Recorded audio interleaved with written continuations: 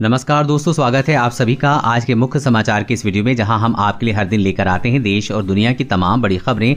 एक एक करके सभी बड़ी खबरों के बारे में आपको सटीक जानकारी देंगे। बस आप इस वीडियो के साथ अंत तक बने रहें। साथ ही आपसे एक छोटी सी रिक्वेस्ट है कि मुझे इस वीडियो को बनाने में बहुत मेहनत लगती है, तो इस मेहनत के लिए वीडियो पर एक लाइक जरूर कीजिएगा। साथ ही वीडियो के नीचे दिए गए इस लाल बटन को दबाकर चैनल को सब्सक्राइब कीजिए और इस घंटी को भी दबाइए ताकि आपको दिन भर की बड़ी खबरों की जानकारी लगातार मिलती रहे।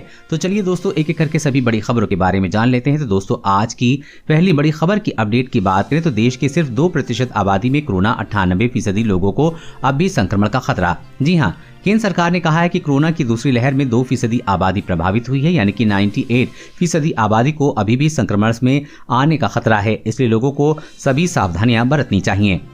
स्वास्थ्य मंत्रालय के संयुक्त सचिव लव अग्रवाल ने कहा है कि अभी तक सामने आए संक्रमण की इतनी अधिक संख्या के बावजूद हम 2% से कम आबादी तक इसे सीमित रखने में सफल हुए हैं।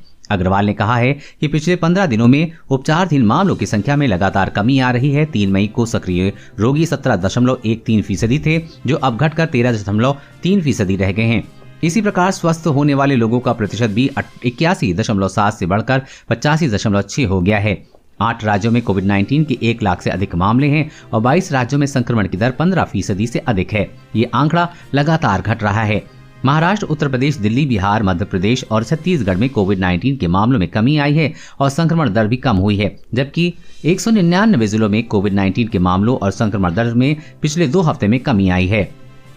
और अगली बड़ी खबर की बात करें तो कोरोना मृतकों के परिवारों को मिलेगी 50-50 हजार रुपए की मदद। इस राज्य के सीएम ने किया ऐलान। जी हां, दिल्ली में कोरोना महामारी में अपने परिजनों को गंवाने वाले परिवारों के लिए सीएम अरविंद केजरीवाल ने एक बड़ी घोषणा की है। उन्होंने ऐलान किया है कि प्रत्येक कोरोना मृतक के परिवार को सरकार की ओर से 50-50 हजार रुपए की आर्थिक मदद दी जाएगी। सीएम अरविंद केजरीवाल ने कहा कि इस धनराशि से परिजनों को तो नहीं लौटाया जा सकता, लेकिन संकट से जूझ रहे परिजनों को थोड़ी मदद जरूर मिलेगी। उन्होंने कहा कि जिन परिवारों ने कमाऊ सदस्य को हैं उन्हें सरकार 2500 रुपए महीना पेंशन देगी। उन्होंने कहा कि कोरोना महामारी में अपने माँ बाप को गंवाने वाले बच्चों की पढ़ाई और पालन पोषण का खर्च भी सरकार उठाएगी।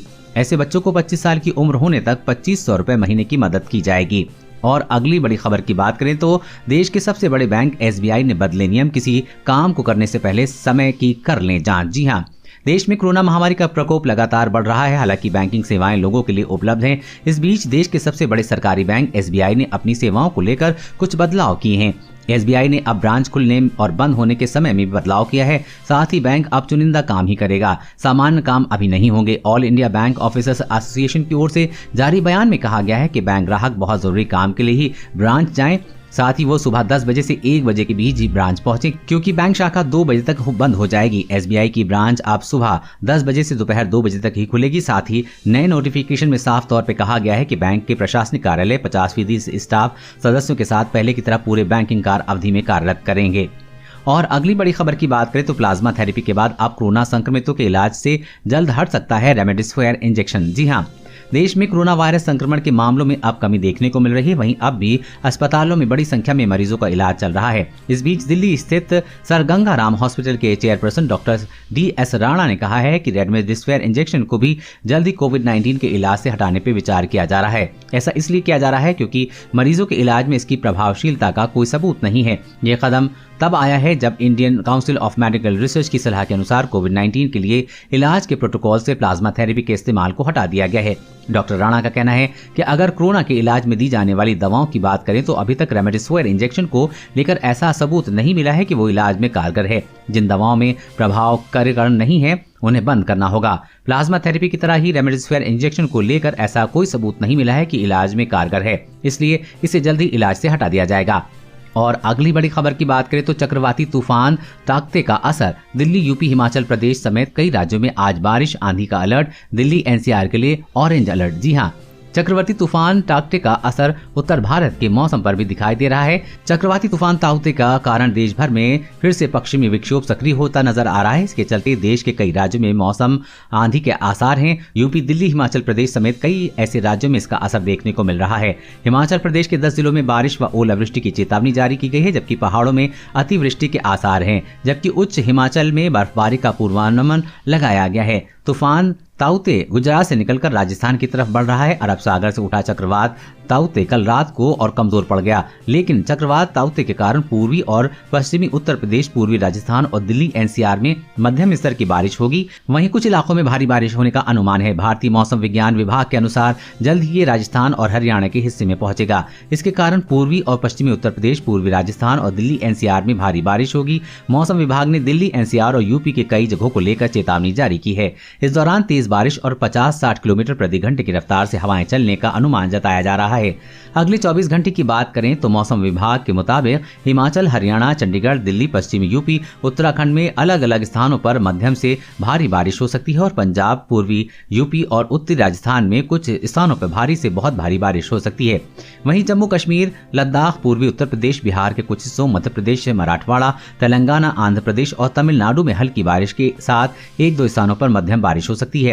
साथ ही पश्चिम बंगाल, उड़ीसा, झारखंड और पंजाब के कुछ हिस्सों में हल्की बारिश हो सकती है। और अगली बड़ी खबर की बात करें तो कोरोना मरीज को ठीक होने के 9 महीने बाद लगेगी वैक्सीन, जल्द होगी गाइडलाइन जारी। जी हां, कोविड-19 उपचार और इससे ठीक हुए मरीजों को लेकर सरकार ने दिशा निर्देश जारी कर रही है। कोविड-19 मरीजों को उपचार में प्लाज्मा थेरेपी पर रोक लगाने के बाद अब वैक्सीन को लेकर नया फैसला लिया जा सकता है। इसके तहत कोरोना से ठीक होने वाले शख्स को वैक्सीन के लिए कम से कम 12 से 16 हफ्ते के इंतजार करना पड़ सकता है। खबरों की माने तो national expert group of vaccination administration की ओर से इस पर जल्द फैसला लिया जा सकता है। ग्रुप कोरोना संक्रमण से रिकवरी के 9 महीने बाद ही टीका लगवाने का सुझाव दिया है। दरअसल कुछ देशों में स्टडी में पाया गया है कि कोरोना से ठीक होने के बाद 6 महीने तक इम्यूनिटी रह सकती है।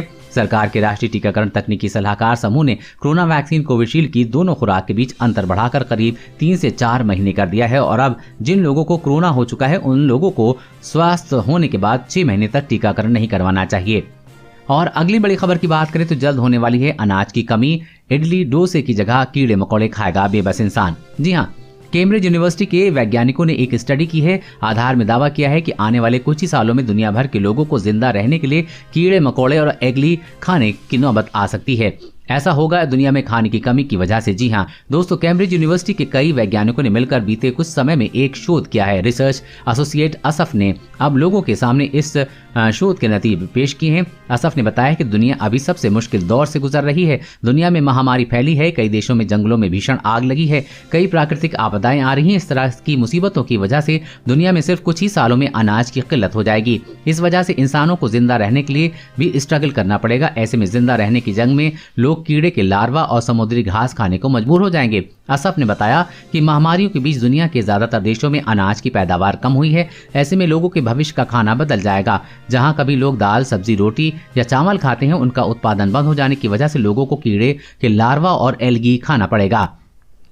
और अगली बड़ी खबर की बात करें तो उत्तर प्रदेश में विवाह सहित सार्वजनिक समारोह में अब 25 लोगों को ही अनुमति। जी हां, उत्तर प्रदेश सरकार कोरोना की दूसरी लहर को रोकने के लिए तमाम प्रयास कर रही है। इधर गंगा किनारे मिल रहे शव के कारण मुख्यमंत्री योगी आदित्यनाथ की भी मुश्किल बढ़ गई है। इस बीच अपर मुख्य सचिव गृह अवनीश कुमार अवस्थी ने आज एक आदेश जारी किया है। अब राज्य में विवाह सहित सार्वजनिक कार्यक्रम में सिर्फ 25 लोग ही अनुमति होगी। गौरतलब है कि पहले ये संख्या 50 थी। फिलहाल राज्य में कोरोना कर्फ्यू चल रहा है, साथ ही बिना किसी कारण सड़कों पर घूमने वालों के खिलाफ सख्त कार्रवाई करने के निर्देश हैं। अब योगी सरकार ने नया आदेश जारी किया है। अब बंद या खुले स्थानों पर समारोह में एक वक्त में अधिकतम 25 लोगों को शामिल होने की अनुमति है। साथ ही सभी के लिए मास्क और शारीरिक दूरी के नियमों का पालन करना जरूरी है। लोगों के बैठने का इंतजाम दूरी के हिसाब से किया जाएगा। साथ ही आयोजन स्थल पर सैनिटाइजर का इस्तेमाल होना जरूरी है, वरना सख्त कार्रवाई की जाएगी।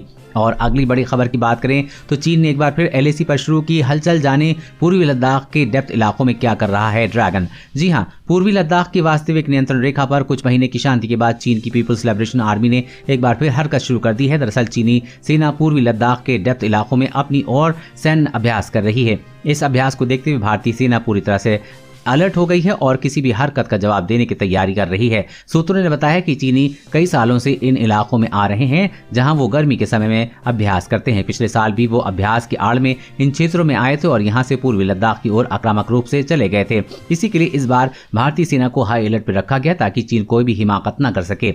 और अगली बड़ी खबर की बात करें तो कोरोना की रिपोर्ट में अब नहीं हो सकेगा फर्जीवाड़ा। जाने क्या है तैयारी। जी हाँ, कोरोना की रिपोर्ट में अब छेड़छाड़ या फर्जीवाड़ा नहीं हो सकेगा। इसको लेकर पूरी तैयारी की जा रही है। जल्दी आपकी सभी तरह के टेस्ट रिपोर्ट और सर्टिफिकेट पर QR कोड देखने को मिलेगा। दरअसल इसी QR कोड के सभी तरह के फर्जीवाड़े पर लगाम लगेगी। कोरोना रिपोर्ट में फर्जीवाड़े की कई खबरें सामने आ चुकी हैं। इस पर लगाम लगाने के लिए NABL पूरी तैयारी कर रहा है। NABL पैथलैब का प्रमाण देने वाले संगठन है। उसके मुताबिक अब सभी किस्म के टेस्ट रिपोर्ट और सर्टिफिकेट पर QR कोड जरूरी होगा। इसकी स्कैनिंग करके रिपोर्ट की पूरी जानकारी ली जा सकेगी। वहीं QR कोड से असली रिपोर्ट के साथ छेड़छाड़ का भी पता चल जाएगा। दोस्तों, आज की खबरों में बस इतना ही। इसी तरह हर रोज काम की खबरें जानने के लिए आप हमेशा हमारे साथ जुड़े रहें। हमारे साथ जुड़ने के लिए वीडियो के नीचे दिए गए इस लाल बटन को दबाएं और साथ ही इस घंटी को भी दबाइए ताकि आपको हर खबर की सटीक जानकारी मिल सके। जय हिंद, धन्यवाद।